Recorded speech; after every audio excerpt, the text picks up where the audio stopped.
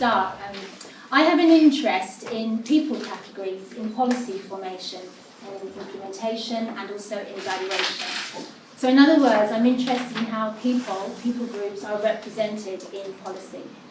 And I think that this interest is related to what Ian Hacking, who's a Canadian philosopher, his observation that policy categories offer possibilities available for an individual or a community to be in a world in which there is always a great deal of social change. The world is constantly in the process, the social world is constantly in the process or in the business of creating new categories of people. Also, I'm interested in policy categories because often they become quite banal to us, so we don't notice them anymore. So categories like single mother, homosexual, failing pupil, black minority ethnic, youth. These are all categories that we hear of in policy, and we don't necessarily think about them. They're just a part of the backgrounds of our lives. Stuart Hall might describe such categories as machineries or regimes or representation which constitute social and political life. So in other words, they're not reflective of what is already there. They actually constitute our social lives. So of course, policy categories or people categories, they can be positive as they can help us to achieve egalitarian and redistributive goals. And so, for example, categories such as black minority ethnic, we might collect statistics on it, for example, in education, so that we can understand across different ethnic groups, for example, those students who are achieving, not achieving, kind of experiences that students have, and therefore how we might respond to that. And so people would often say that it's helpful to have policy categories so that we can respond to different groups and to support different groups. However, something that we have to keep in mind when we think about this is that as soon as a group or people are named in policy, that they become visible because they are named. We can see them, perhaps in ways that we haven't seen them before. They're brought into existence, in other words, through a process of naming. David Theo Goldberg, he argues that through these processes of naming and making visible, power is operationalised, as it opens up pathways for control and domination. Therefore, whether created intentionally or inadvertently, the visibility of people herded under the category of a homogeneous group heightens the possibility of them being seen. So, as Ian Hacking would ask, when we think about categorisation and representation of groups, for example in policy, is this very much connected to notions of control? So this brings me to the term Windrush generation. Now I'm very interested in this term, this category, Windrush generation, and I have been interested in watching how it has emerged as a term in British culture. Now I say emergence because that's the case. Now others, and there are only a few to date, who are also interested in the emergence of this term, Windrush, they often also speak about this category as it's a way that a certain group of people in recent times have come to be known. We speak about them in this way. If I think about my childhood, my parents, my grandparents, and also lots of our family friends who arrived in Britain from Barbados and other Caribbean islands between 1948 and 1971, they would now be designated as the Windrush generation. However, when I was younger, when I was growing up, I have no memories at all of them referring to themselves at all in this way.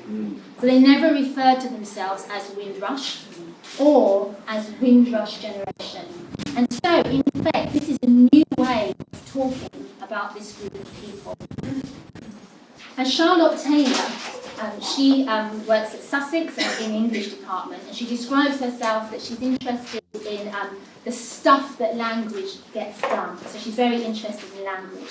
And she has investigated, using metaphor analysis, the kind of representation of the Windrush generation in terms of how they are represented or how they were represented in the past as bad immigrants, but how in the present they are now represented as good immigrants in relation to other bad immigrants, i.e. illegal immigrants. So she's very, very interested, like myself, in this term, Windrush generation. Something that she points out in her work is that she says, at the time of the arrival of the SS Empire Windrush at Tilbury, if you look across the key national papers like Daily Mail, the Times, the Guardian, etc., there actually wasn't much reporting on this event. And so one could argue that in the kind of British psyche at this time, even though we now look back at it as an event, we have all the pictures, etc., there wasn't actually much press interest around this. These were people who were arriving. Of course, there were obviously some reports, but not in the way that we now imagine it. I think we imagine it differently now.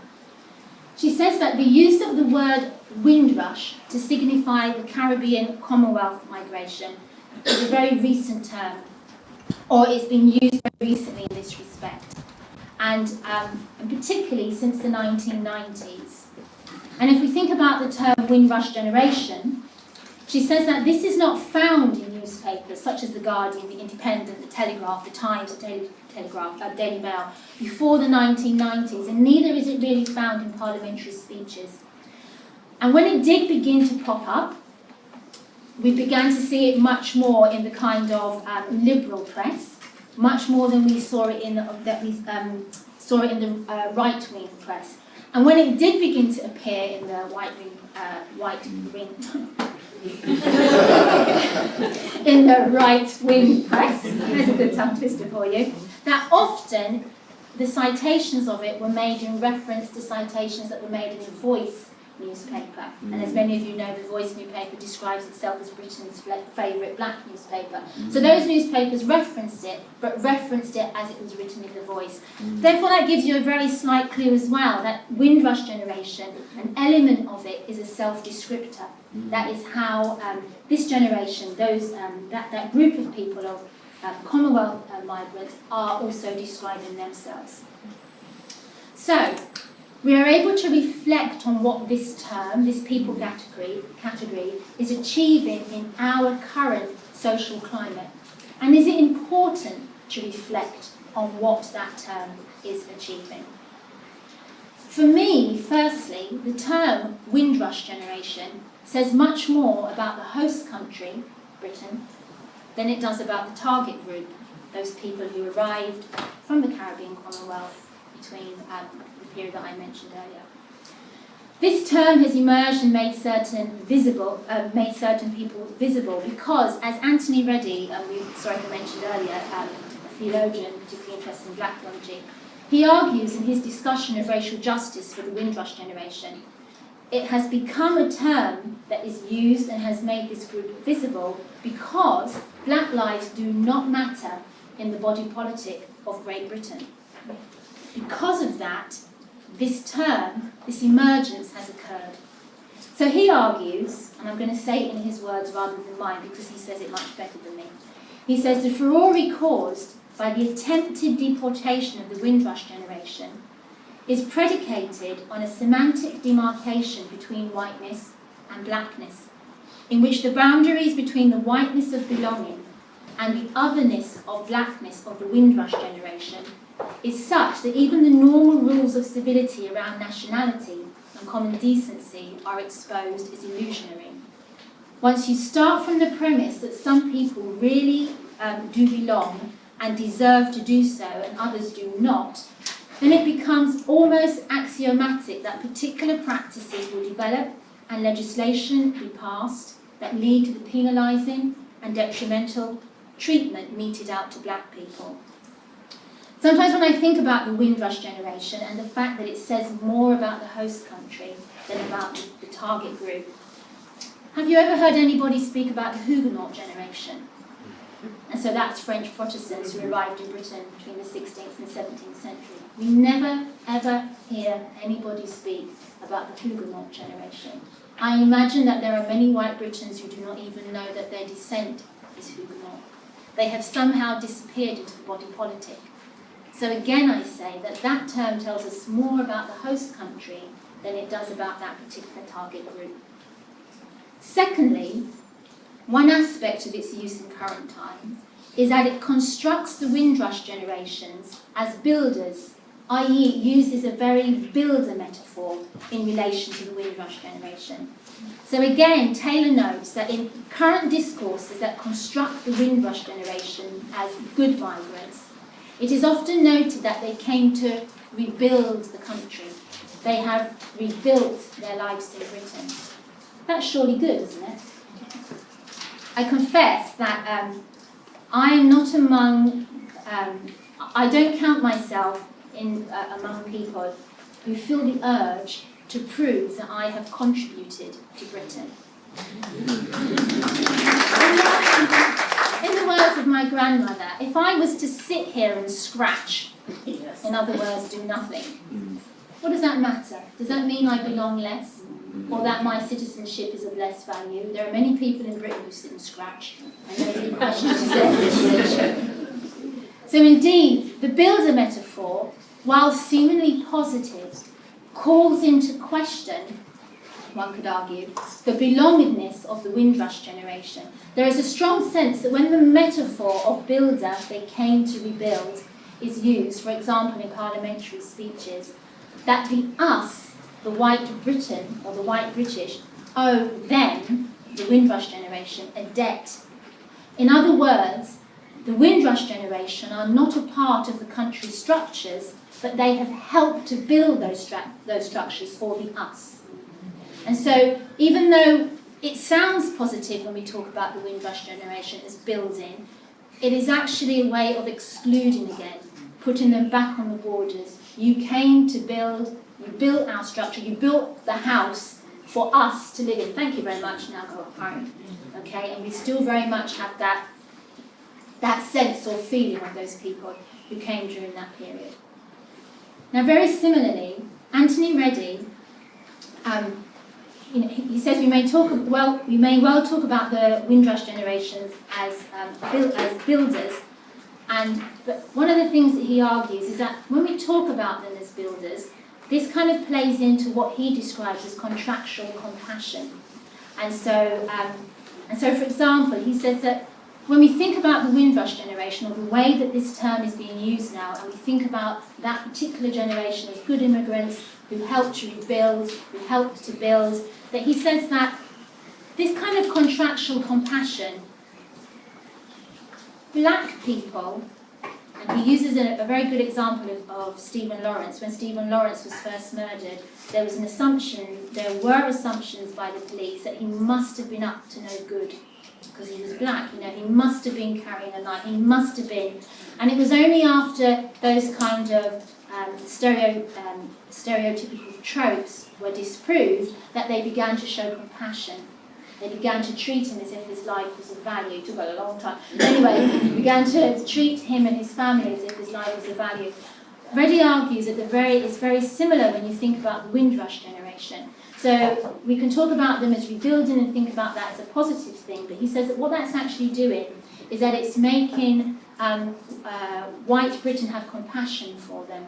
So you think about those older black Caribbeans who worked very hard for our country, so we really have to look after them. What if they came and scratched? Would we be looking after them then? Would there be any compassion for them then? They'd be very quickly reminded that they do not belong, you should go home.